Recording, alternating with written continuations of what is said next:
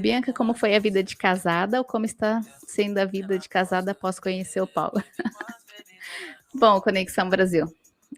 Eu conheci o Paulo, eu tinha 15 anos, quase 16, quando a gente se conheceu. E respondendo a pergunta do Bacon também, como foi a experiência de ser mãe tão cedo. E hoje, sendo mais madura, como eu encaro isso? Bom, eu fui mãe, eu engravidei aos 17 anos. Aí, no dia 9 de julho de 2005, eu fiz 18 e o Marcos nasceu dia 21 de julho. Quando eu descobri que estava grávida, foi bem chocante.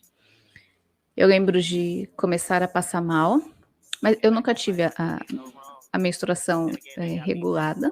Se eu não tomo anticoncepcional, eu não sei o dia que eu vou menstruar, ela não é regulada. E na época eu não tomava anticoncepcional e eu lembro de começar a passar mal.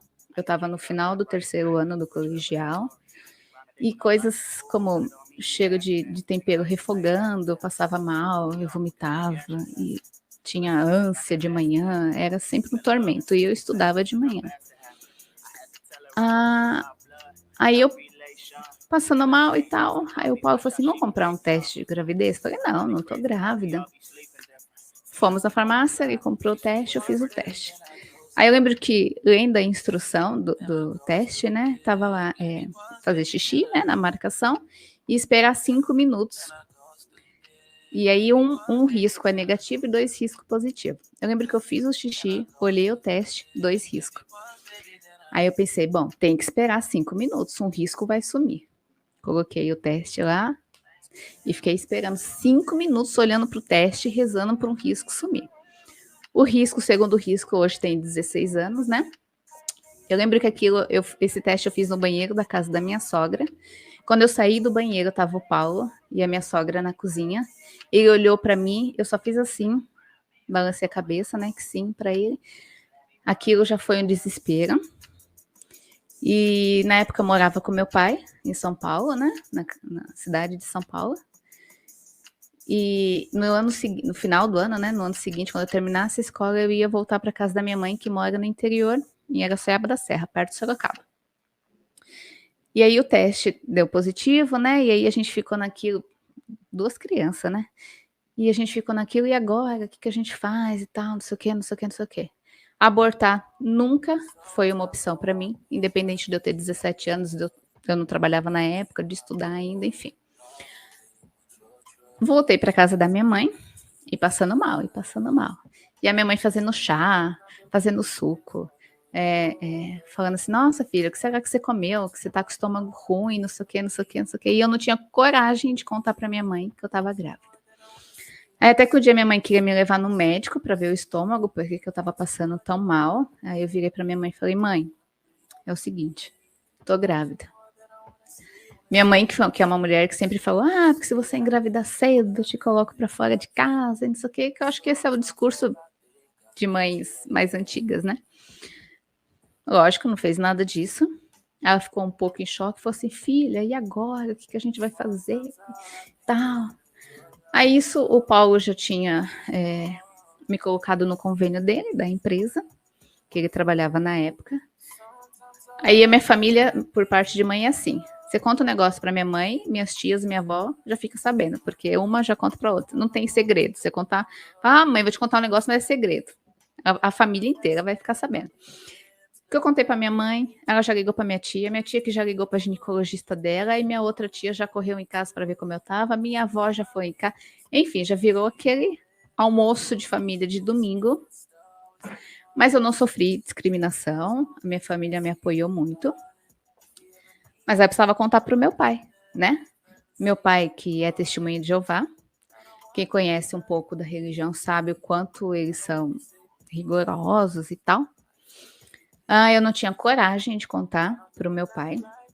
E na época não tinha, imagina, WhatsApp, essas coisas nem existiam. E não tinha telefone na casa da minha mãe. Então minha mãe virou para mim e falou assim, filha, vou ligar para o seu pai, contar para ele.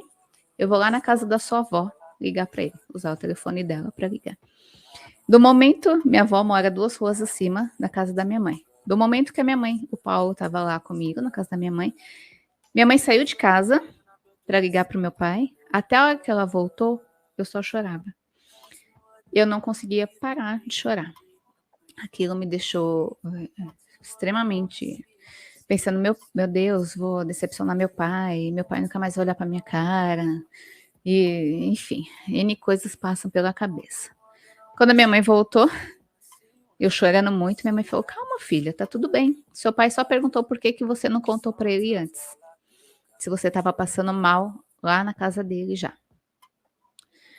E aí depois disso, quando eu vi meu pai da próxima vez, ele perguntou por que você não me contou, você devia ter me contado, a gente já teria procurado um médico e tudo mais. Mas eu não tive coragem de contar para o meu pai, né, naquela época. Hoje, como eu vejo toda essa situação, foi muito difícil. Eu não trabalhava, o Paulo trabalhava, mas ganhava mal para pagar a faculdade dele, que ele fazia na época. A gente ganhou muita coisa, ganhei muita roupinha, fiz 2 chás de bebê, um na cidade da minha mãe, um em São Paulo, ganhamos muita fralda, muita coisa, ganhamos muita roupinha usada, e eu lembro que o Paulo na época ganhava vale alimentação, né, que é o compra no mercado. Na época ele foi no Walmart e comprou roupinhas que vendia no Walmart, roupinha de bebê. E não tinha...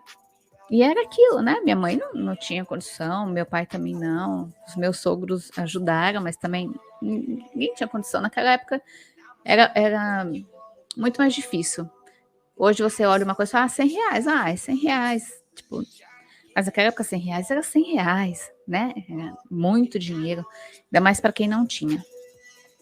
Foi difícil, passamos por dificuldades. Durante toda a minha gestação eu fiquei na casa da minha mãe, fazia o pré-natal na cidade de Sorocaba, na médica que a minha tia indicou, que era a médica dela, a ginecologista dela. E o Paulo sempre ia para lá, ou eu sempre ia para São Paulo para a gente ficar junto. E aí, depois que o Marcos Paulo nasceu, eu fui morar com o Paulo na casa dos meus sogros. Quem é casado, enfim, sabe que quando você casa, você quer o seu canto. Morar com o sogro e com a sogra, eu sou eternamente grata a eles, mas não é fácil. Então, se você tiver a opção, não more junto. Mas, parando para pensar hoje, apesar de todas as dificuldades, de tudo que a gente enfrentou, hoje é muito bacana, porque a gente está conquistando coisas hoje que muita gente conquista primeiro para depois ter filho. A gente teve filho, depois foi conquistando as coisas. E eu posso sentar e conversar com meu filho hoje sobre assuntos diversos. Ele é extremamente esclarecido e tem várias opiniões, né, de vários assuntos. E a gente pode sentar e conversar. Eu posso sentar e ir no cinema com meu filho, eu posso sentar e tomar um sorvete, a gente pode bater um papo aqui em casa sobre assuntos, e ele dá a opinião dele, discussão política. E hoje foi muito difícil, mas eu não me arrependo. Se me perguntasse, você faria tudo de novo? Talvez.